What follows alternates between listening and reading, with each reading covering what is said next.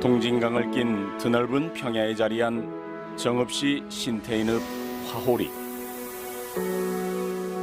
화호라는 말은 좀 익숙하지 않고 이 동네 분들은 숲고지다.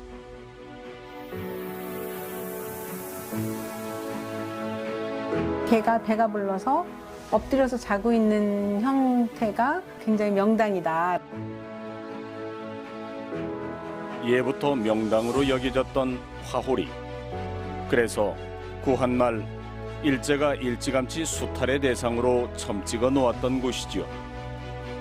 마을에는 여전히 일제 강점기의 흔적이 남아 있습니다. 제가 지금 나와 있는 이곳은 일제 강점기 전라북도에서 최고로 손꼽히던 일본인 대지주 구마모토의 화오리 저택입니다. 보시는 것처럼 마을 전체는 물론 이 일대 사방을 한눈에 내려다볼 수 있어 감시와 통제의 상징인 공간이기도 했습니다. 오늘은 정읍시 신태인읍 화오리를 통해 어두웠던 과거를 되짚어 보도록 하겠습니다.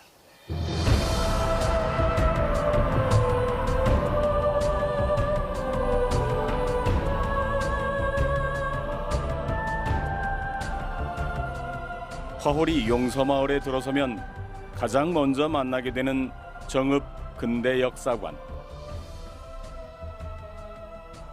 본래 창고에서 시작한 이곳은 일제강점기 농촌 수탈의 아픈 기억을 되짚어 볼 수 있는 공간으로 거듭났습니다.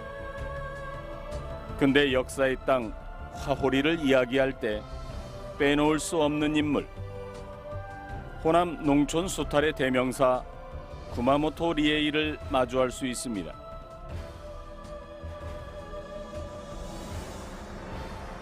화오리에서 일생을 보낸 정영환 씨의 기억 속에 농장주 구마모토 리에이의 모습은 여전히 또렷하게 남아 있습니다. 일본도 많이 있고, 그다음에 이제 군산여포 개정, 거가 큰 집이거든. 거가 있고 이제 거기 온 집이 이제 여기 오거든.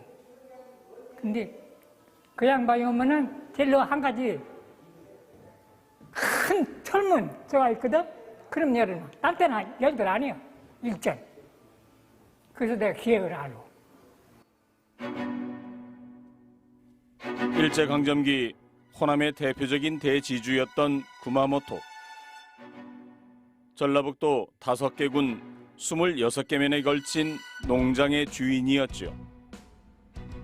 정읍 화호리는 사진에서 보시는 것처럼 농장 책임자였던 주임을 중심으로 한 간부급 관리인들이 있었고, 그 아래 사음이라고도 불렸던 마름들이 각 지역을 책임지고 운영하는 체계였습니다. 그렇다면 구마모토, 그는 왜 이곳 정읍 화호리를 수탈의 대상으로 삼았던 걸까요?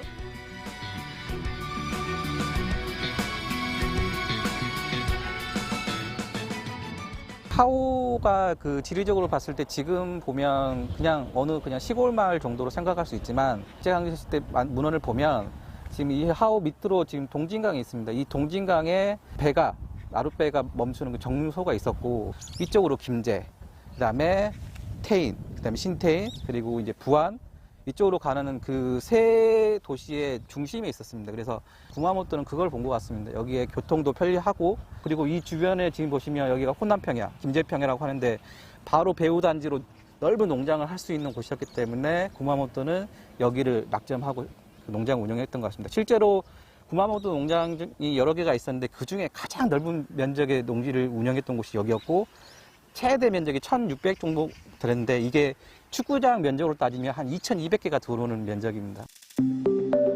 1945년 자료를 살펴보면 구마모토의 5개 농장 가운데 화호지장이 가장 넓은 면적을 차지하고 있었음을 알 수 있습니다. 동양 척식 주식회사를 제외하고 전라북도에서 가장 많은 땅을 소유하고 있던 구마모토 리에이. 그런데 흥미로운 사실은 그가 처음부터 금수저가 아니었다는 겁니다. 사실은 한국에 1903년에 들어오면서 중간자 역할을 하죠. 그러니까 농업 자본가들의 돈을 가져와서 여기서 토지를 구입하는 브로커 역할을 처음에 시작을 합니다. 그래서 브로커 역할을 하는데 경제가 이렇게 불황일 때가 닥쳐왔어요. 1908년, 7년, 8년 그 즈음에. 그래갖고 농업 자본가들이 이제 땅을 막 팔기 시작을 하죠. 그때 왜냐하면 이제 일본에 전운이 감돌고 그러니까 웅본이를 통해서 사들였던 땅을 다시 팔아달라 이러니까 이 사람이 그 땅을 자기가 막 사게 됩니다. 그래서 지주가 되는 굉장히 브로커에서 대주주로 올라선 아주 재미난 그런 이력을 가지고 있는 사람이죠. 동양적식 주식회사를 만들어 경제적 약탈을 본격화했던 일제는 측량기 등을 이용한 기술을 앞세워 무지몽매한 농민들의 전답을 하나둘씩 자신의 것들로 만들어갔습니다.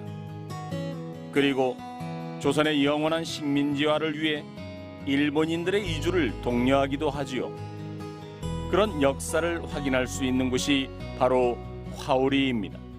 제가 왜 화오가 중요하다고 보느냐면은 화오는 당시 식민지 농촌을 이렇게 종합적으로 보여주는, 그러니까 종합 세트가 되는 거예요. 그 안에 다 있어요. 그러니까는 대지주만 있는 게 아니고 뭐 중지주, 아까 얘기한 다우에도 있었고, 그다음에 소농들도 있었어요. 일본에서 동양 척식 주식회사에서 농업 이민을 모집을 하거든요. 그래서 농업 이민을 1913년에 농업 이민을 신청을 해가지고 그 온 곳이 바로 우리 정읍 화호예요. 그 고치현이라는 곳에서 25명 정도가 농업 이민을 옵니다. 이 사람들 가난한 사람들이에요. 왜냐면 일본에서 종이 만들다가 농업 이민을 온 가난한 일본인들 가운데 인생 역전을 한 이들도 있었습니다.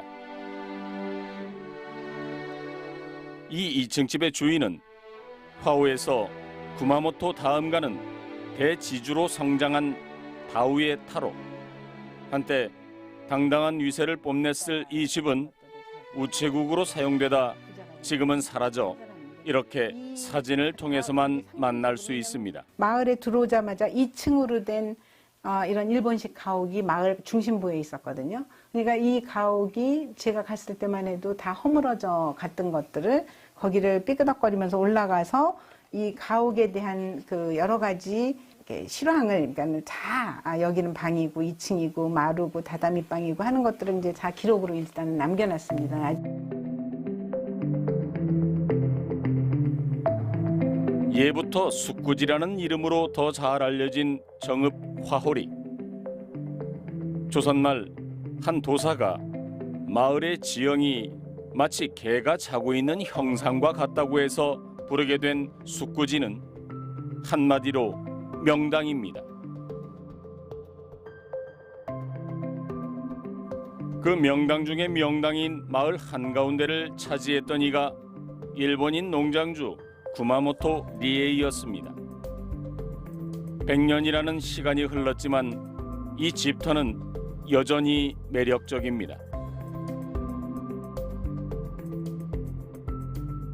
화오라는 말은 좀 익숙하지 않고 이 동네 분들은 숙구지다. 그래서 이 숙구지라는 거는 사실은 그 개가 자고 있는 형상, 이게 개 주둥아리예요. 개가 배가 불러서 엎드려서 자고 있는 형태가 그 굉장히 명당이다, 숙구지는 명당이다라는 그런 뜻이 담겨져 있고, 그다음에 개의 입 그 주둥아리에 해당하는 곳이 바로 그 구마모토 농장이 있는 곳이고, 예전부터 여기가 명당이었고, 그다음에 여기에 말하자면 동네 사람들이 마을 수호신이라고 하는 그 나무가 있어요.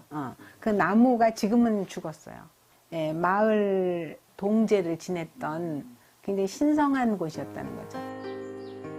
마을에 당산나무가 있던 신성한 공간을 점령해 자신의 집터를 닦았던 구마모토 리에이. 여기에는 마을 사람들의 정신까지 송두리째 빼앗으려 했던 야욕이 담겨 있었을 겁니다. 당시 경립과장의 집 앞에서 찍은 사진에는 농장을 책임졌던 간부급 직원들과 가족들의 모습이 보이는데요. 마을 한가운데 가장 높은 곳에 농장주인 구마모토의 사택이 있었고 그 집을 중심으로 조금 전 사진 속에 나왔던 과장급 사택처럼 지위와 신분에 따른 가옥들이 들어섰던 건데요. 당시의 모습을 복원해 놓은 이 일본식 주택은 농장주였던 구마모토의 것보다는 낮게 위치해 있고 그 규모 또한 작지요. 논밭 사이로 자리한 이 마을 일대가 100년 전 일본인 농장주 구마모토 리에이의 왕국이었던 겁니다. 그렇다면 구마모토가 호남 최대의 대지주로 성장할 수 있었던 이유는 무엇이었을까요? 한국에 와가지고 주로 이제 일본에서 훈련된 직원들을 채용을 해서 데려와서 경영을 잘 했다라고 할 수가 있는 거죠. 그래서 자꾸 이렇게 자기네들의 농장을 확장할 수 있었던 그러니까 농업 경영. 그다음에 두 번째가 이제 과학 경영이죠. 특히 이제 네덜란드가 모델이었습니다. 옹보니 같은 경우에는. 그래서 계속적으로 시험 재배를 시킨다든가 소작농들에게 그런 비료를 또 비싸게 팔죠. 거기에 대한 생산물에 대한 소작료도 또 받고 그러니까 결국은 그거에 대한 수입은 일본인 지주들에게 이렇게 빼앗길 수밖에 없었던 그런 이중적인 면들이 있습니다. 농사를 지을 때 가장 중요한 것 가운데 하나가 바로 물입니다. 동진강 유역의 화호농장도 하늘에서 내리는 빗물에 의존하는 천수답이 대부분이었습니다. 때문에 구마모토를 비롯한 일본인 지주들은 농사에 필요한 물을 얻기 위한 방안을 강구하게 되는데요. 섬진강의 물을 끌어들이기 위해 1927년 임실 옥정호를 만들고 그 물을 동진강 유역의 김제와 정읍, 부안 일대에 공급하기 위한 대규모 공사를 벌이게 됩니다. 이를 위해 꾸려진 것이 바로 동진수리조합인데요. 기록에 따르면 수리조합이 만들어진 이후 최대 2배까지도 쌀 생산량이 증가하게 됩니다. 소출은 늘었지만 정작 소작농들의 처지는 전혀 나아지지 않았는데요. 이유는 수리조합비 명목으로 소작료를 더 걷어갔기 때문이지요. 일제강점기 소작료를 지불하는 방식은 수확량을 절반으로 나누는 타조법과 소작료를 미리 정하는 정조법, 그리고 수확량을 추정해 일정 비율로 결정하는 집조법이 있었는데요. 구마모토 농장은 높은 소작료로 악명이 높았습니다. 늘어가는 소작료를 감당하기 어려웠던 농민들의 애절한 절규는 언론의 주목을 받기도 하는데요. 1937년에는 화호농장 1200여 명의 소작농들이 보율로 책정된 소작료를 납부하지 않겠다는 소작쟁이 소식이 비중 있게 실리기도 했습니다. 그럼에도 불구하고 구마모토는 자신만의 방법으로 농민들의 피와 땀을 착취해 갔습니다.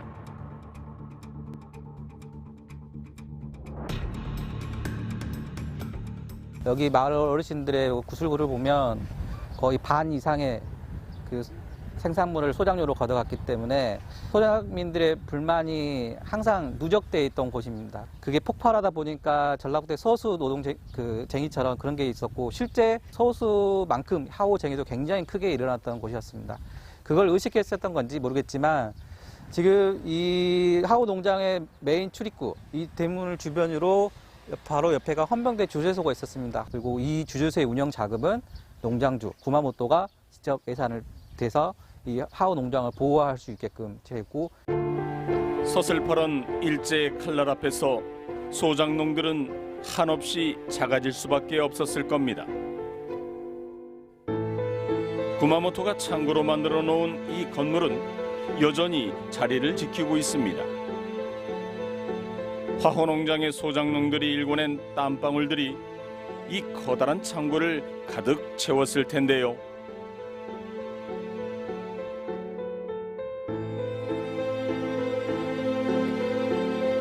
일제강점기 전주 동산 농장에서 소작료를 받는 사진을 통해 당시 화오리 창고의 모습을 떠올려 볼 수도 있는데요. 이런 커다란 창고가 한두 개가 아니었습니다. 당시 그 이영춘 박사 유족이 가지고 있는 자료 사진자를 보면 이 하오 농장의 창고 사진들이 몇 개 있습니다. 이걸 통해서 보았을 때 이 하오 창고가 이 정자 쪽에서부터 시작했던 것을 알 수 있고 이 정자에서부터 병렬 쪽으로 6동이 있었던 것을 추론할 수 있습니다. 이 사진 같은 경우는 이 지금 이 창고들이 이제 이축이 되면서 그 중에 한 동이 지금 하오 여중, 당시의 하오 여중 강당으로 쓰였던 사진입니다.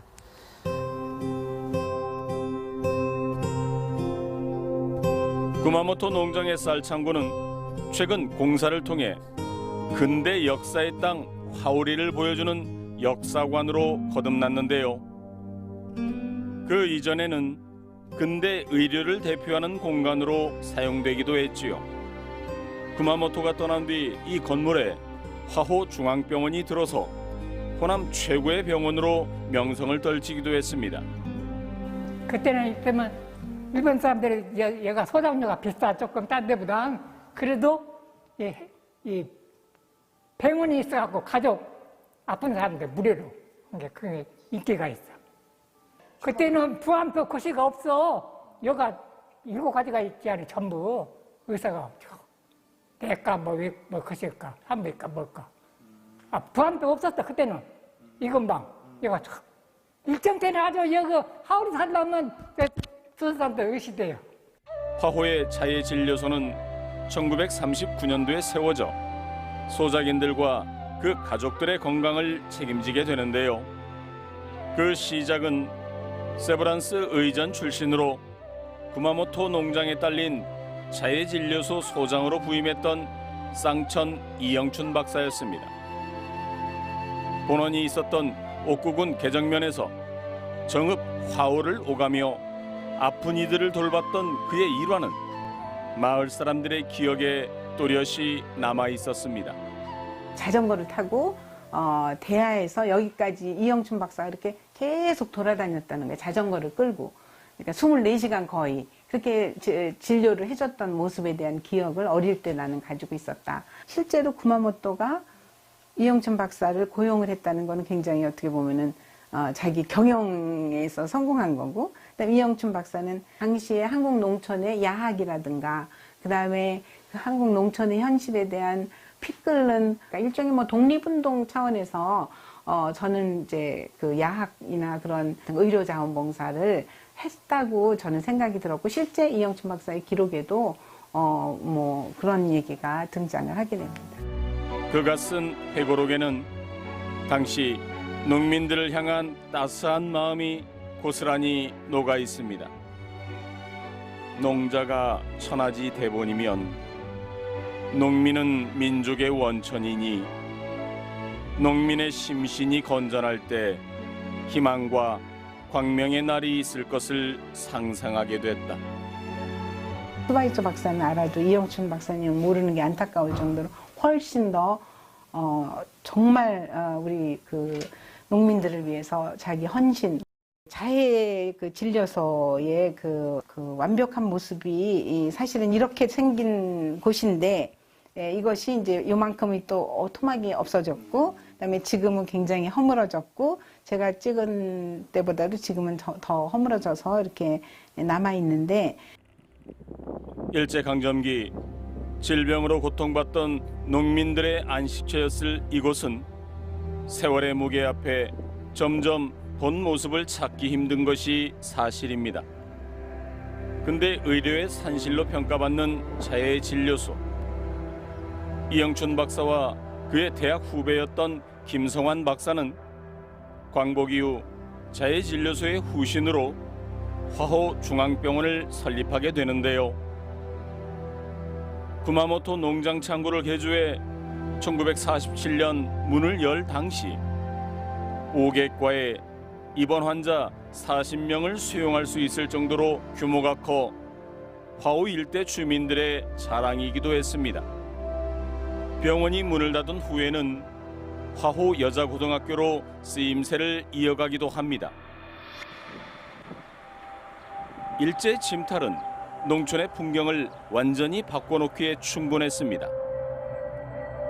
1910년대 정읍군 용북면에 속했던 작은 마을은 신태인이라는 이름의 도시로 급성장하게 되는데요. 거기에는 식량 수탈을 목적으로 했던 철도가 있었습니다. 1914년 신태인역이 문을 열면서 사람과 물류의 왕래가 활발해지고 이내 지역의 중심 도시로 자리 잡게 됩니다. 화오리가 속해 있던 용북면은 1933년 신태인면으로 이름을 바꿨고 이후 7년 뒤엔 신태인읍으로 격상이 되지요. 사진으로 남겨진 신태인의 모습 그 이면에는 일본 제국주의의 치밀한 계산이 숨겨져 있습니다. 일본인 농장들이 들어와가지고 수리시설을 먼저 정비를 하죠. 그 다음에 이제 또 하나가 이제 종자 개량도 있었고, 그 다음에 비료를 좀 줘서 소출을 많이 하게 할 수 있는 거. 발동기를 들여서 이제 도정을 하는데 이제 결국은 일본으로 이제 수출하게 되는, 그러니까 농촌 수탈을 우리가 굉장히 피상적으로만 생각할 것이 아니라 구체적인 농촌의 현장을 화오리에서 가서 보고 이런 도종 공장도 왜 들어왔었지, 여기에 수리시설이 어떻게 됐었지, 이런 것들을 통해서 우리가 좀 더 구체화된 농촌 수탈의 현장을 우리가 알게 된다는 거죠. 그런 역사를 눈으로 볼 수 있다는 거죠. 화오리 일대를 찬찬히 살펴보면 일본인 농장주 구마모토 리에이의 야심을 들여다볼 수 있습니다. 본래 구마모토 창구의 포치 기둥으로 쓰였던 돌기둥은 땅속의 일부분이 파묻혀 있긴 하지만 여전히 매끈하게 잘 다듬어진 모습입니다. 그리고 구마모토가 이곳에 들릴 때마다 머물렀다는 이 일본식 가옥 역시 공들인 흔적이 역력합니다. 구마모토가 이 하오 농장을 조성을 하면서 사실 대규모 투자를 좀 한 것 같아요. 왜냐하면 건물 같은 경우도 삼나무나 이런 그 일본식 건축물에서 많이 쓰는 거 사용하는데 실제 여기 주변에는 그런 나무들이 자생하고 있지 않습니다. 그래서 아마 추정컨대 백두산 쪽이나 북한 쪽이나 아니면 일본에서 수입이 와서 이 건물들을 지었을 거라고 생각하고 있고, 또한 이 석재들을 보시면 그 흙을 그냥 삭토해서 바로 그냥 지었을 수도 있겠지만 저기 직선거리로 1, 2km 떨어진 백산에서 채석을 해와서 굳이 여기 석축을 하면서까지 건물을 지었던 거는 구마모토가 여기를 굉장히 오랫동안 자손 대대로 농장을 운영할 수 있을 거라는 그런 자신감이 있었을 거라고 생각하고 있습니다. 농촌 수탈의 현장이었던 정읍 화오리 일대에는 100년 전 아픈 역사가 그대로 남아 있습니다.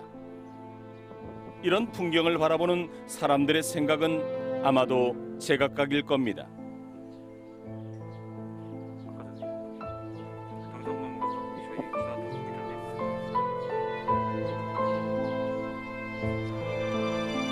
구마모토 농장의 창고를 개조해 만든 정읍 근대역사관. 이곳에서 화오리에 남겨진 과제를 생각해 봅니다.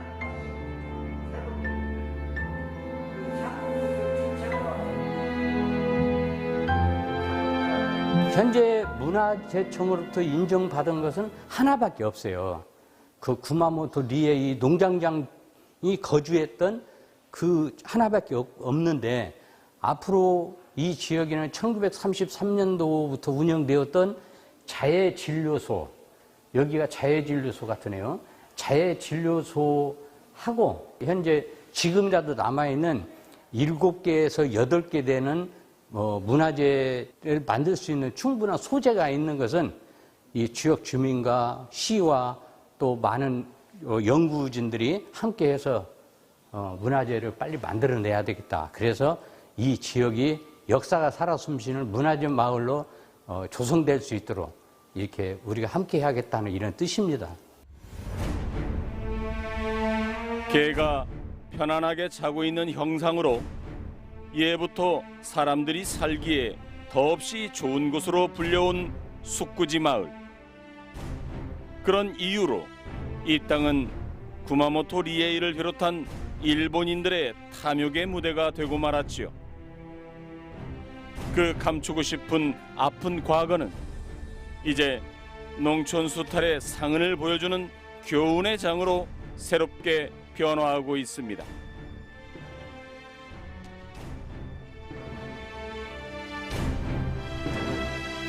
지금으로부터 100여 년 전 우리 민족의 아픔을 생생히 증언하고 있는 이곳 화우리에는 일본인 농장을 비롯해 꽤 많은 적산가옥이 남아있어 다크 투어리즘의 새로운 장으로 떠오르고 있습니다.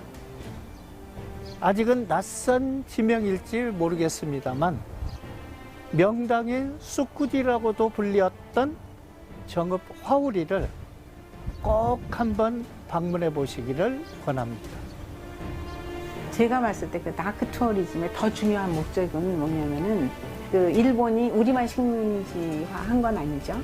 그러니까 일본의 식민지화했던 동남아시아라든가 그다음에 또 유럽의 식민지들이 이제 식민지 경험을 가졌던 나라들과 연대를 해서 우리의 경험과 그들의 경험을 서로 소통하게 해서 그러니까 평화의 장 내지는 식민지 경험에 대한 국제적인 연대 이런 거를 할 수 있는 굉장히 좋은 곳이라는 거죠.